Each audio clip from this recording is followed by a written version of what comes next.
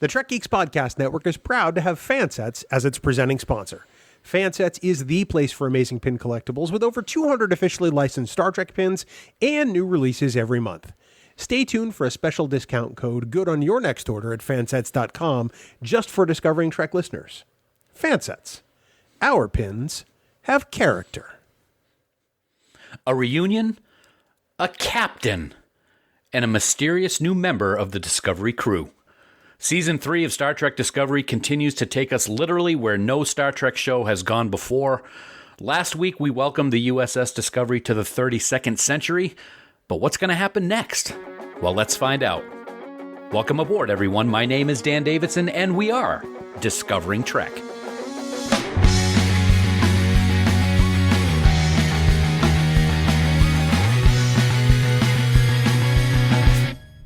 Welcome one and all to Discovering Trek, the Star Trek Universe companion, presented by Fansets. Last week it was all about the USS Discovery and her crew, and this week we get a wonderful reunion, a highly anticipated promotion, and a return to the center of what was once the headquarters of the United Federation of Planets, namely Earth. But is this the return, everything that the crew had hoped for? As always, this is the premier podcast for the most in-depth discussion and analysis about the latest episode of Star Trek Discovery, entitled People of Earth. And here to help me break down this week's incredible episode of Star Trek Discovery is the only person I would trust with my highly sought-out-after stash of dilithium. As always, he's my very special friend, my brother in Trek, and my amazing number one. He is Bill Smith. Bill, welcome to Earth. Now, go away. Am I right? Absolutely. Get the hell out of here, you crazy kids. I noticed you would trust me with dilithium, but not necessarily with your ingredients for margaritas. I'm seeing a trend here. You're not having any of my margarita. That's what I'm talking about. Dan, good to be here, buddy. Looking forward to talking episode 3 of season 3. And joining us again this week is our rotating co-host, Sara from Trek Rewind. Sara, good to have you back for this one because it's going to be a fun discussion tonight. I am ready. This is great. I missed you guys last week. Sunday just wasn't the same. Oh, believe me, we missed you. Oh, terribly. I was tempted to just hijinks and join in, but I didn't want to, cause any trouble. Invading from Canada, Yes. No, we love Casey. We had a great time, but it is always great to sit down and talk Discovery with you, Sara. And before we get deep into the discussion, there's a lot that happened this week, but we always want to hear from our listeners about their thoughts too. So, Bill, how can they get in touch with us for their thoughts on People of Earth? Priority 1 message from Starfleet coming in on secured channel. While Discovery at first may not have been welcome when arriving at Earth, we will always welcome your thoughts and your comments. On Twitter and Facebook, all you have to do is search for Discovering Trek. We welcome questions, comments, concerns, jokes, recipes, margarita suggestions, and even you might tell us what place you might visit on Earth if you'd come back after 1,000 years. That would be interesting. You can also leave us a voicemail by visiting our website at trekgeeks.com. Click on the giant blue button. Please do remember, though, that any comments you leave us may be used in a future episode of Discovering Trek. Dan? Thanks, buddy. Black alert. Black alert. From here on in, this episode of Discovering Trek contains spoilers, so if you haven't watched episode 3 of Star Trek Discovery Season 3, stop listening right now, head on over to CBS All Access or wherever you watch Discovery, watch the episode, then head back on over to Discovering Trek. Failure to do that puts you at risk to find out plot developments and character details for People of Earth.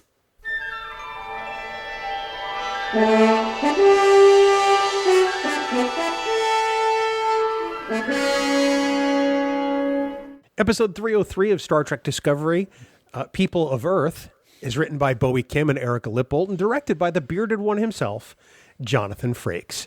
Finally reunited, Burnham and the USS Discovery crew journey to Earth, eager to learn what happened to the Federation in their absence. Originally released on October 29th, 2020, it is the third episode of Discovery's third season. Trainees, to the briefing room. Well, Sara and Bill, as we gather in the briefing room, as we always do to start our discussion for this week's episode, let's get your high-level thoughts, thumbs up or thumbs down, and a quick synopsis of why. And Sara, we'll start with you. All right. I am going to give it thumbs up, 2 thumbs up, happily. I had no problems with watching this multiple times to be prepared for the podcast. And even if there wasn't a podcast, I just found it an enjoyable episode to watch.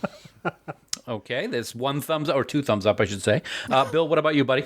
I, too, am going to give it 2 thumbs up. I think there are a lot of ideals that speak to what people love about Star Trek The Next Generation in this episode. There's a good story here.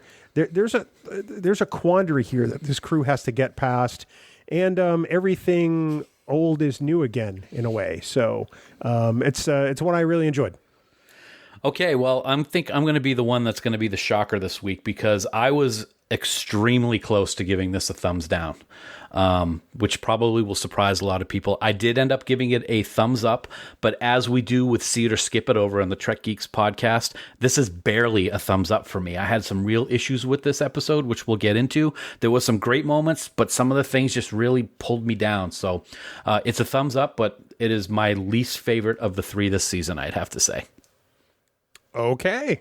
Yeah. So let's talk about the episode as we always do. There's always some good things to talk about. And I'm going to hit the first one right off the bat. The thing that I loved the most of this episode, it was actually my long-range scan last week. So I finally got one right, kind of. And that is, it's about time that we can say Captain Saru. It was fantastic to see that happen. The emotion with everybody on the bridge was just great and well-deserved, not only for Saru, Bill, but also for Doug Jones. 3 words, sum up my feelings on this. About damned time. I have never cheered a promotion in a Star Trek series more than this one. It was one that left me with a smile from ear to ear. And there's no other character that could assume this role. Yeah, people say it comes down between Saru and Burnham, but Saru really did put this whole ship on his back and carry it forward to the future, and nothing says leadership like that. I absolutely agree. And Sarah, one thing that's interesting, and I want to get your take on the promotion, is, unless I'm mistaken, this is the first Star Trek series that we have ever had in the 50-plus years of the show where an alien has been captain of the ship. Mm-hmm. How about that? I know. Overdue. Yeah, Absolutely. very much so. I love that there wasn't a lot of pomp and circumstance about this. It was just so natural and just so meant to be the way they did it. I thought that the delivery of, we don't need to have a conversation somewhere else. This is happening right here because this is what needs to happen. I thought it was just perfectly executed. It really was. And one other thing I want to talk about with regards to Saru and Doug Jones took place before his promotion. And that was when we had that really wonderful passage of time of the year with Michael when she was in the shuttle. It looked really cool. Her hairstyles changed. And then the reunion took place with all of the crew member, starting with Tilly. The one that really choked me up was Saru, just putting his hands on her face and kind of like leaning into her. The relationship, it made me think of the relationship that these two have gone through from when they were brother and sister fighting all the time on the bridge on the Shenzhou to when Saru said he would never be able to trust her again. And now look at him, Bill. It was just, it was a great moment. I really loved it. I have to believe that moment was a little bit of Saru and a little bit of Doug, because we've seen Doug at conventions and he's very similar in the way he greets people and in the way he feels a connection to people. I think that these two beings, Doug Jones and Saru, are inextricably linked, and in a beautiful way. I don't think there's any person that could play Saru to the level and depth that Doug does, and every time he's on the screen, it's a happy moment for me. Every single time. Sarah, what do you think? Same thing? I thought that their reunion was perfect for them. I found that whole scene is that everyone had this different moment, and whether it was Saru or it was Philippa and just the distance there, like I thought that everybody in that moment had their unique stamp on it. But theirs was so touching. And Doug Jones, I watched Hocus Pocus last night because it was Halloween. And I just instantly was like, I have to look up everything he's done because I know he's done so much. But I can't wait to have the opportunity to see him or any of the people from Discovery at a convention. I haven't had that chance yet. And I'm just itching for those moments. It's fantastic.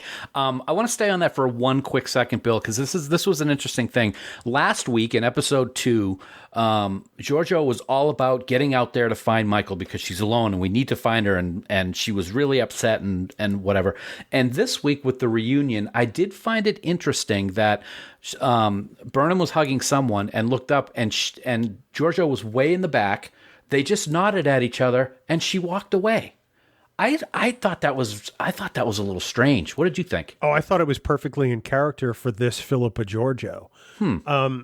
We know that Mirror Georgiou and Mirror Burnham shared an incredible closeness, and that Mirror Georgiou essentially raised Burnham as her daughter.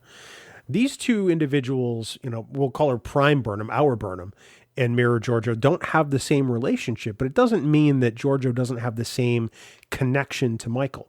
For her to rush in and start hugging people would really kind of be out of character for her, and almost, I think, a sign of weakness to Philippa Georgiou, because she talks a lot about how other people are weak. She doesn't want to admit that she has this affection for this Michael Burnham, because that may cost her down the road. And I think that as the Empress of the Terran Empire, that's something she's used to not doing. Sarah, do you think that Michael could be Georgiou's Achilles heel later on? Ooh, that's a good question. I think so, because I think that in the mind of Philippa, she has no Achilles heel. She's got it, but if anything is going to be it's going to be Michael Burnham for sure. Yeah, it'll be definitely interesting to see how the season unfolds with those characters. Now, let's talk the return to Earth, because, of course, that was the big anticipated moment of this week's episode. Probably why it was called People of Earth, but that's just me talking. Just a guess. Just a guess. Now, we see that Earth is no longer a Federation or a Starfleet member. Federation's headquarters isn't even on Earth anymore. And Earth has become xenophobic. They got a shield around the planet now. And the last time I saw that was like Men in Black 3, so that really threw me for a loop. I was really dumbfounded by how Earth has become in this future. It's not something I anticipated in Star Trek, no matter how far in the future they are or what things they've had happen to them over the course of the last 1,000 years. So, Bill, it was really a shock to me. It didn't shock me. So at the end of the original series episode, Mirror Mirror, when Prime Kirk is getting ready to beam back to his Enterprise at the hands of Mirror Spock, Spock admits that, their empire has maybe, decades left, as I paraphrase. And it's a reminder that every empire, every government, every, power of authority fails at some point. Every system sees massive overhaul and change. And it stands to reason that would be true also of the United Federation of Planets. Even if Earth were still a member, there's no way the Federation would look the way it does there and then as it did 930 years previous, or even 830 years previous if you look at the time of the Next Generation. Nature abhors a vacuum and everything evolves. What we don't know is why Earth is not a member of the Federation. I think that's going to be part of what Discovery uncovers. It stands to reason that they may not be the only planet that left the Federation. And the fewer stars on the Federation flag may be a key to that. I don't know. Sarah, what do you think? Were you surprised, or were you along the same lines of Bill? I mean, there's a part of me that was surprised because any of this is storytelling that you don't know what to expect. So there's an element of surprise, but I loved it because it's so fitting for right now. If this was a storyline in season 1 or back in the 2000s with Enterprise or previously, I wouldn't have enjoyed it. But because right now, as humans, we're living in our own bubbles with COVID, and we are facing so many issues with politics across the world, and it just seems fitting that this is a storyline that we're listening to, because it's that opportunity for us to look at that and question it and wonder about it and talk about it. And I think it was really good timing. That's a great point. You think about the world today, and specifically the United States, and I don't mean to get political, but I'm going to. You look at the way the United States has withdrawn from various accords, and you look at the way that we have treated our allies and the people on whom this country has relied, including Canada, Sarah's native land up there to the north. it's not unlike the way Earth has become xenophobic in the 32nd century. I think it's a great, we talk about how Star Trek is a look in the mirror at ourselves. And this absolutely is a look in the mirror at us right now. Yeah, I don't like that this has happened. Right. But I like that it's the story that they're telling. It's a good story. I can appreciate that.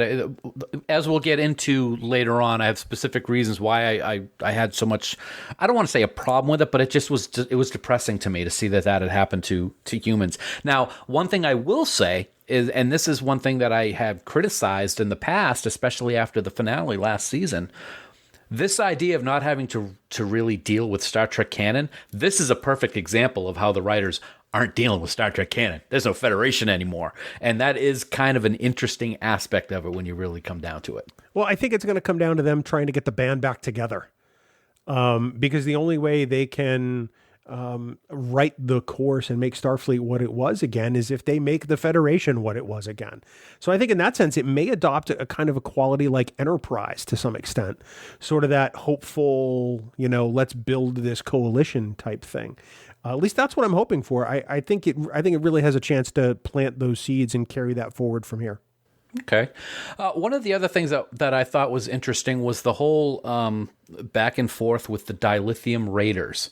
And then finding out what these raiders actually were and the slap in the face that Earth gave to them. I will say that was an interesting, and if there was anything that I would consider a Star Trek moment in this episode, it was that part of the episode. And I gotta say, I was giddy beyond belief to see Thor Gunderson from Hell on Wheels underneath that mask. Little Anson Mount. Maybe Anson brought him over to be on Star Trek Discovery. I don't know, but I was very happy to see him. I'm only into season 2 of Hell on Wheels, so I don't know how much longer he's in the series, but I thought he was great. So I actually yelled out, Mr. Bohannon, when he took his mask off. I thought that was kind of funny. But back to the serious part of this part of the episode. Wow, what a slap in the face to find out that the people the people that they trusted back on Earth to give them help, the first time they sent a ship back, they was fired upon and destroyed. Sarah. I don't even know what to say because first off, now I have to get mad at you because now I need to rewatch Hell on Wheels because not only does it have Anson Mount, but it's got Cole Meany as well, who I absolutely adore, and I haven't watched that show in ages, and now I have to add it to my list of 3,000 things I have to watch. So thanks. You're welcome. Oh my god. But more on the topic. To be serious, I would have been not as into this plotline if he hadn't been human. I think that that human aspect of it made it so much stronger, so much more real. It made me feel, I think it just hit the point so much more. It made me think of a lot of those different shows I like to watch that are dystopian in nature, where it's, Walking Dead and it's humans against humans. And it's like, we're all trying to do the same thing. We're trying to take care of the people we love and do what we think is right. And when you don't have communication and you forget the bigger picture, this is what happens. And that's one of the things that I was like, oh my God, with this episode, is because they're humans and Earth has become so xenophobic and scared of everything going on outside of their atmosphere that they just fire first. They forgot and that there's was, humans that out was there. Shocking to me. Yeah.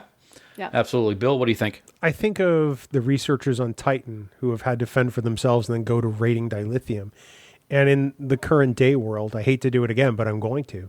It makes me think of Puerto Rico after the hurricane year before last, and how that island, which is part of the United States, had to beg and plead and fight for just the basics to try to get by. And the whole time we heard, oh yeah, it's fine, it's being taken care of.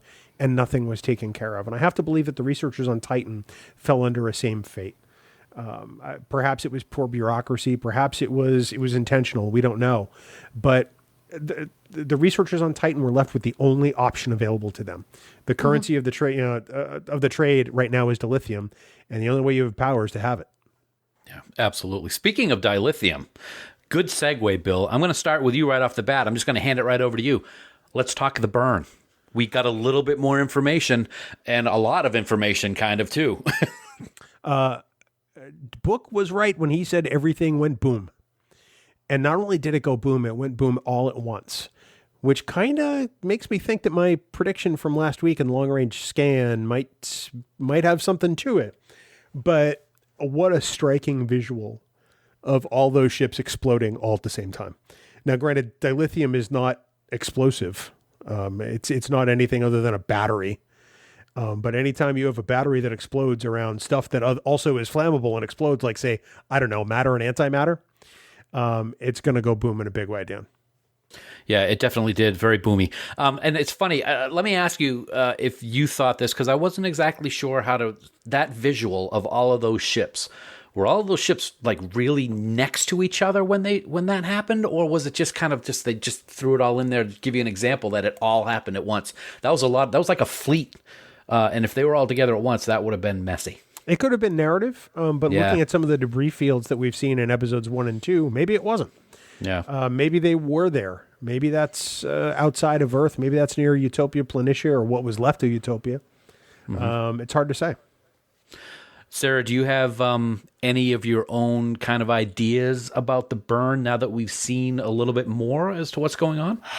To take it to a lighter place, I don't like the burn. I don't want to talk about a burn. I just like the burn of a good whiskey. Okay, this is nice. A horrible this is a horrible visual. I mean, of course, they did it fantastic, and it's a story that they're going to tell. It's just a sad story, and I think now that we know a bit more about it, I'm really pushing towards the idea that this was planned somehow in some way as an attack. I don't know how else to really wrap my brain around it, especially when you see the characters reacting to the news and saying that would never happen. And this is like, there's so much more we need to know. And it's just depressing.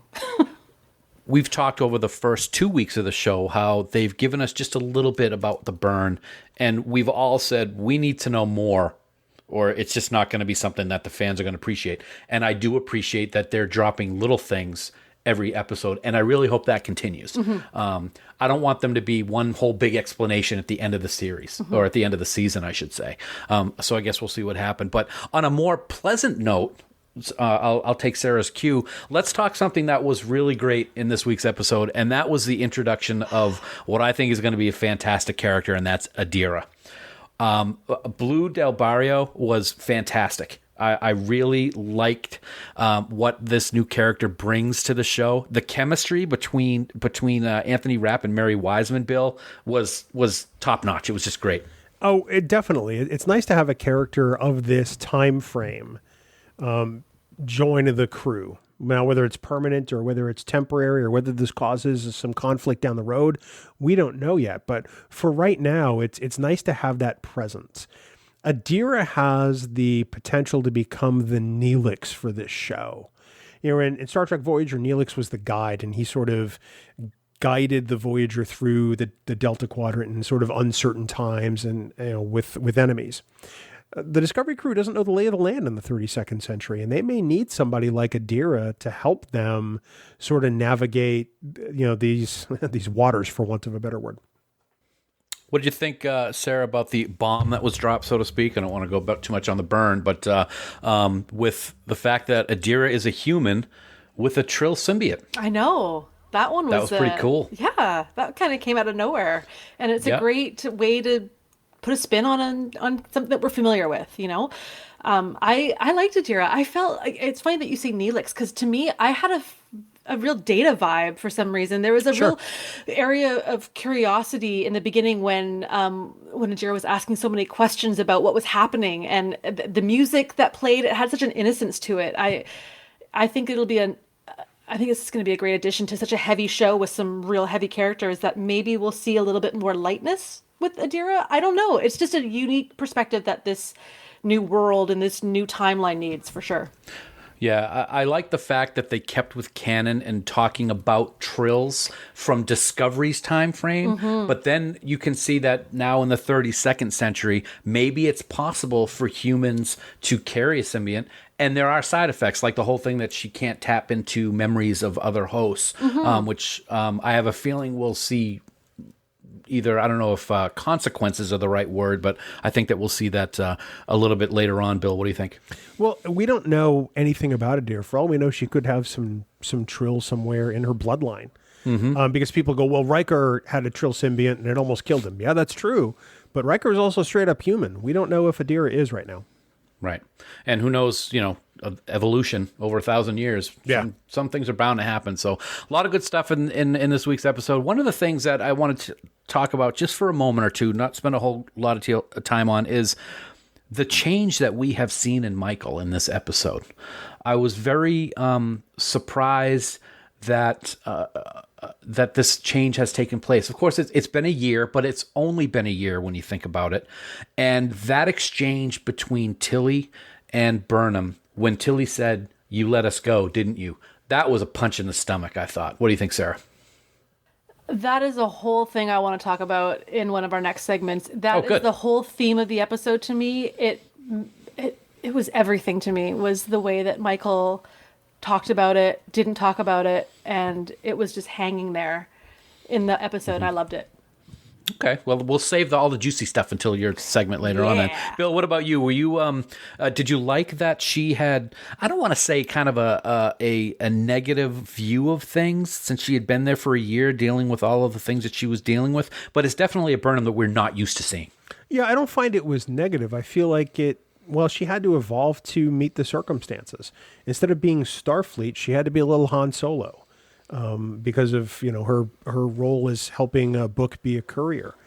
It's a different world. She had really no sense of what it was like until she worked with Book and then kind of got the lay of that land. So I don't view it as a bad thing, but like anybody else, once you've been an outdoor cat for a while, you got to come back indoors and learn how to be an indoor cat again. And I think that it's going to be something like that in this case. I think she's got to learn how to Starfleet all over again. I like the way hashtag Starfleet all over again. That's nicely a long done. Hashtag. That's very long.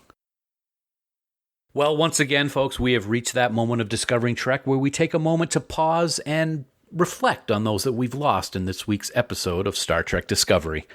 It's the somber and reflective part of our show, but we feel it's the least we can do for those that have paid the ultimate price. We like to call it the Red Shirt Roll Call. He's dead, Jim. He's dead, Jim. He's dead, Jim. Dead, Jim.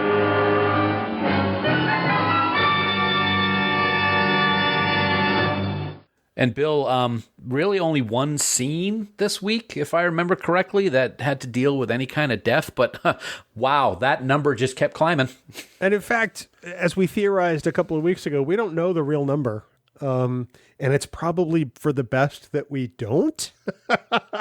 As we saw this week, a whole bunch of ships go boom of the Starfleet kind, and who knows, maybe a lot of others as well, because I'm sure that others use dilithium. But suffice it to say, the fleet was decimated, and according to Burnham, millions died. I don't know about you, Dan. This is only an hour-long podcast. We don't have time to mention millions of names. So suffice it to say, it was most of Starfleet. And if that doesn't make anybody want to raise a glass and drink, then I don't know what will. Absolutely, and that's going to be a lot of drinking. A lot of drinking. A lot of drinking, but we will raise that glass of synthahol as we say goodbye to all of those millions this week in the Red Shirt Roll Call. Folks, we want to take a moment to thank Fansets for being the presenting sponsor of not only Discovering Trek, but the entire Trek Geeks podcast network.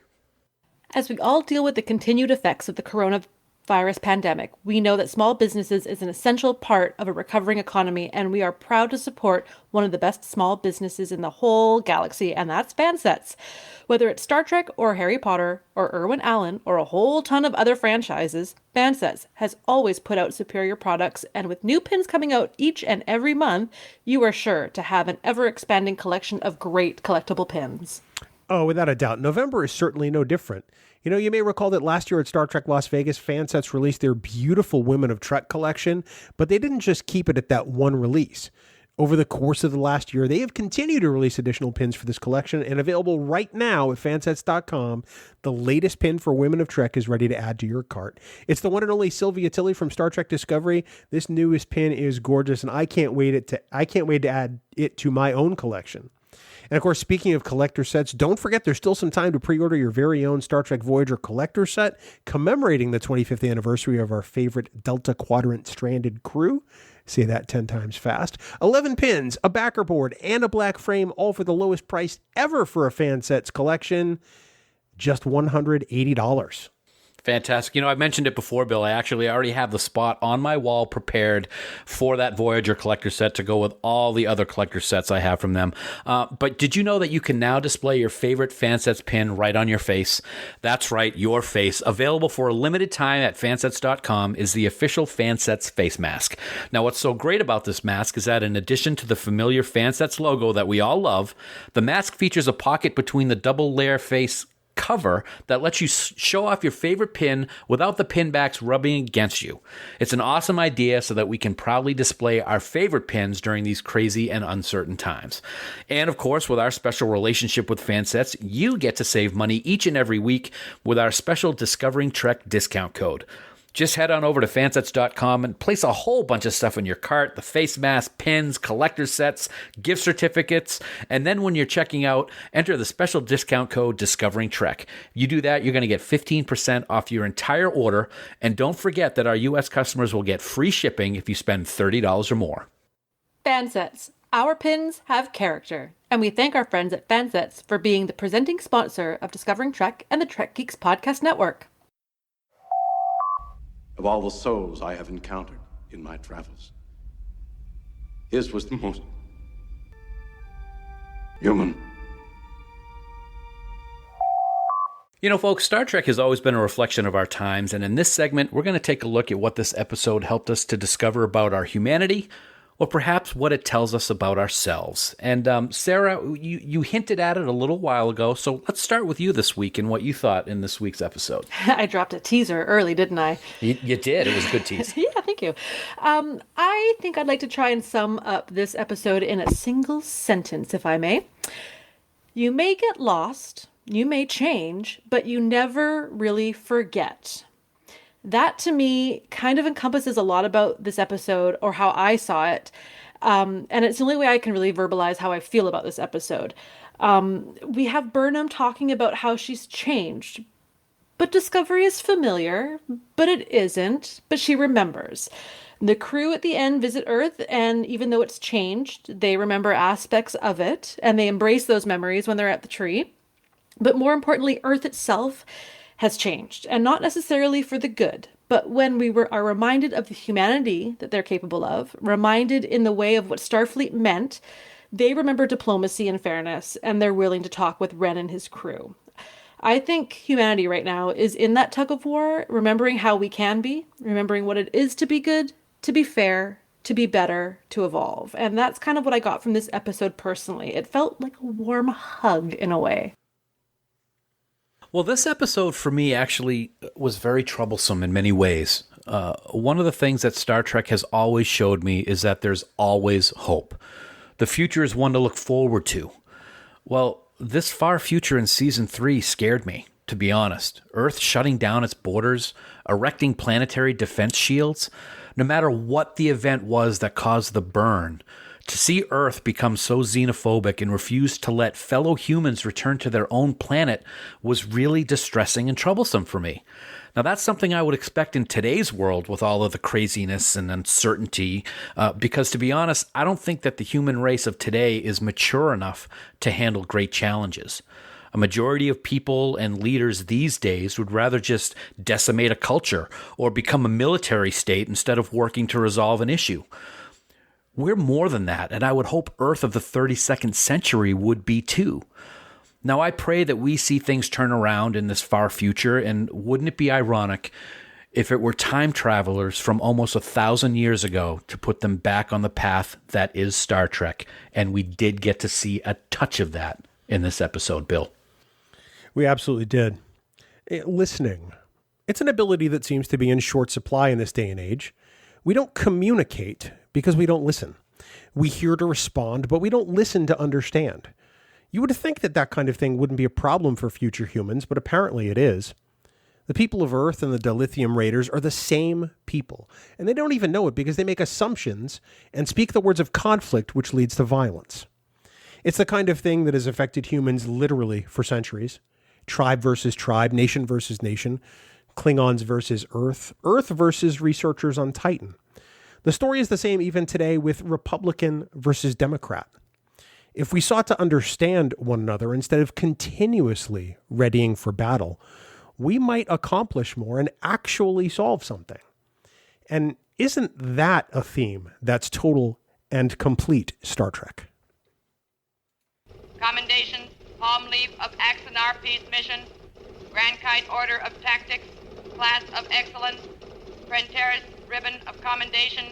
All right, people, as always, time for some awards. It's Starfleet Commendations time. Let's see what you picked this week to receive your commendations. And Bill, let's start off with you, my friend. Well, okay. I'm there so you go. excited. I love commendations time, where you get to give people awards that don't exist. This is awesome. The Geller Cup. Yeah, exactly. Yeah, it's the Geller Cup. I have to say, Blue Del Barrio. Blue is such a wonderful addition to this cast, and I can't wait to learn more about Adira and see the evolution of this character over time. I'm so excited by the prospect of what this character could become, and I have to say, welcome to the Star Trek family, Blue. We are so excited you're here with us. And then my other commendation for the week, it could only go to two people, Bowie Kim and Erica Lippold. Bowie and Erica have written some of my favorite moments in Discovery, and especially those involving Saru, and this episode is no exception. That moment where Saru becomes captain had me pumping my fist in the air literally, and my eyes welling up with tears. I love their work, and I know that every episode of theirs just puts their love of this franchise on display for the world to see. Dan, you and I had the chance to meet Bowie at Star Trek Las Vegas, and Erica, I know you're listening. I hope we get a chance to meet you too, so we can both say thank you. So those are my commendations this week. Oh, I'm right there with you, man. They're fantastic people. My commendations this week, I am going to echo yours, Blue Del Barrio.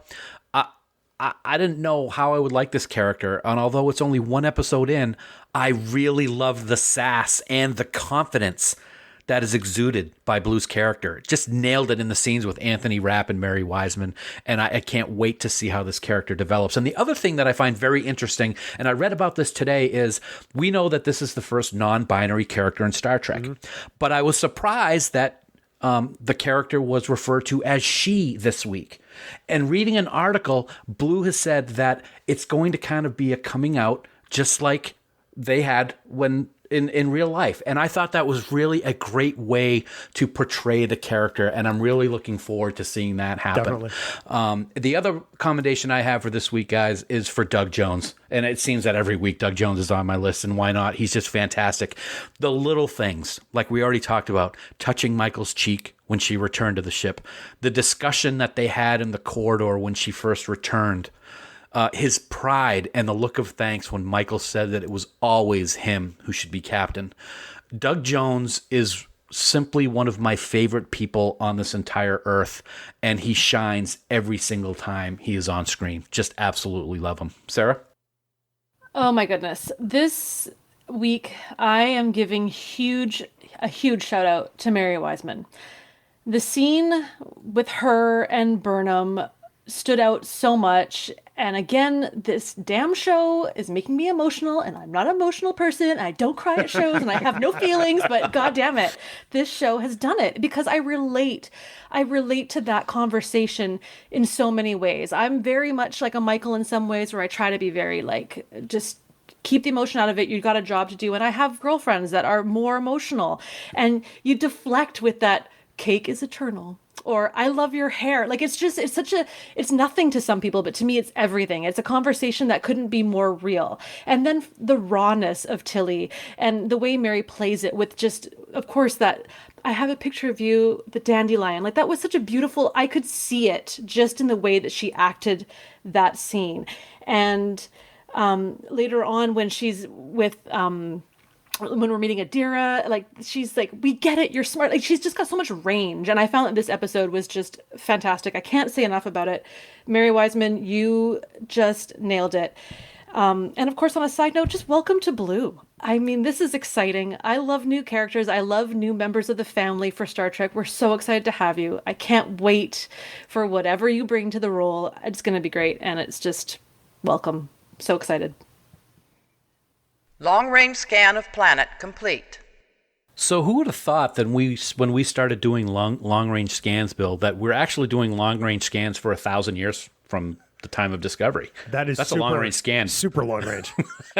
So let's talk about what we think might happen next in Discovery, whether it's next week's episode or just later on in the season. I haven't seen, luckily we get to see episodes a little early so that we can prepare for the podcast. I have not seen next week's episode. I have not seen any trailers for next week's episode. I've wanted to, I just haven't had the time to do it. I have a feeling they're going to go to Trill, because Adira needs to unlock those memories of past hosts. And I got a real bad feeling that things are not going to go well for Adira, and they're not going to enjoy what's in store for this intriguing new character, Bill. Wow. That's everything's a downer for me today, dude. You're a downer. Your face is a downer. There we threw in a little Trek Geeks into Discovering Trek. Yeah, there you go. Couldn't help it. You made me do it.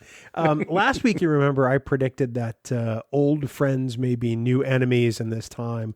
And I said, Vulcans, I'm looking at you. I'm going to double down on that and say not only is Vulcan no longer a part of the Federation, but they are actively, essentially what the Klingons were to TOS and the Cardassians were to Deep Space Nine. I'm going to say that the Vulcans are a threat to the security and stability of the Federation, and Discovery is going to find that out, and that's going to mean a lot for Michael Burnham. Oh, I hadn't even thought of that aspect of it yet. Wow. Okay. Okay. See, I'm not the only one who's got a bad one. Okay. So that's on you. No, bad Vulcans. Hey, at least I like the episode. Sarah, I'm done talking to him. You're up. Oh my goodness. Well, I mean, as you said, we do have a perk of sometimes being able to see stuff a little bit in advance, and with that aside, I have this vision in my mind of that the way the episode ended was such a TNG episode of like, we have the two warring, we brought them together. I feel like this is like Discovery's purpose to be there, is that, like you say, the Vulcans might be bad, or they might be good, or like, I feel like we're going to start seeing a lot of these different species that we've loved popping up. Like maybe the Ferengi are just like ruling a whole section. We have we need to see that. We need to see it happening. Or the Romulans and the Klingons are working together and against the Vulcans. Like, who knows? But I really feel like that's going to be a big theme, is that this type of, remember when Starfleet was around? Remember we all used to work together? Maybe we can all kind of like, shake hands and like try this again and meet for the first time, the second time. I don't know. I feel like that's going to be a big part of this season. Yeah. I think we'll see. Well, Sarah, unfortunately, you will not be with us next week. That's always sad. Oh, what did I do? Let's. You didn't do anything, but unfortunately, we made the promise that we'd bring Casey back every couple of weeks. So. No, we actually love having Casey, and we're looking forward to it. But what can we look forward to? I am. So what can we look forward to next week, Sarah? Okay. Well, hi, Casey, from the distance, from podcast world. Next week, Burnham and Adira visit the Trill homeworld in hopes of unlocking the secrets trapped within Adira's mind. Back on the USS Discovery, Saru's efforts to help the crew reconnect with one another takes a surprising turn. It's Star Trek Discovery Season 3, Episode 4, Forget Me Not. Until then, remember that you can subscribe to Discovering Trek by searching for us on Apple Podcasts, Spotify, Google Podcasts, or by heading to discoveringtrek.com. Plus, now you can support Discovering Trek and the Trek Geeks network of podcasts by subscribing to us on Patreon. Get access to our unedited recordings of each and every episode on the network, as well as other exclusive content like our annual supporters pin from Fansets and our exclusive Trek Geeks Podcast Network t-shirt, along with so many other perks. We'd like to take a moment to recognize the following amazing producers of Discovering Trek. We are so grateful for their support. Mike Bovia, Chaz Bradshaw, Ken Bird, Kyle Castillo, Peter Craig, Rachel Delaney, Craig Ewing, Jackie and Chris Hackney, Kimberly Hartman, David Hood, Leonel Marchand, Matt McGonigal, Jim McMahon, Charlie Mulvey, Sean O'Halloran, Jamie Rogers, Casey Shafsky, Chris Trabuzio, Ken Tripp, Christina Werther, and the lovely and talented Jess Vashon. If you would like to become a producer of Discovering Trek, or even get access to the raw audio for Discovering Trek episodes, head on over to patreon.com/trekgeeks, where subscription levels start for as little as $1 a month. Always great to have you to talk Discovering Trek. Sarah, where can folks find you online? Oh my goodness. You can find me on Twitter at Trek Rewind or at Van Island Sarah. Excellent. And Bill, I know you got a really cool Twitter handle, buddy. I do. It's almost as cool as yours. It's at Trek Geek Bill. And of course, you can always find me on our official Facebook group, Camp Kittimer, where we talk about all the things we love about Star Trek. Absolutely. I'm on Camp Kittimer as well. It's always positive. We don't allow any gatekeeping or bashing. And like Bill, you can find me at Trek Geek Dan. And that does it for this week in our discussion of Episode 3, People of Earth. Certainly not a future that I anticipated, and it will certainly be interesting to hear more about the burn and our newest member of the crew, Adira. As always, we thank you so much for taking time out of your busy schedule to listen to us talk about this amazing new chapter in the Star Trek universe. And we wouldn't be here without your support, and we thank you so very much. We'll be back next week to discuss Forget Me Not, and we hope you won't forget to join us. Until then, here are some words of wisdom from Mr. Spock. History is replete with turning points. You must have faith that the universe will unfold as it should.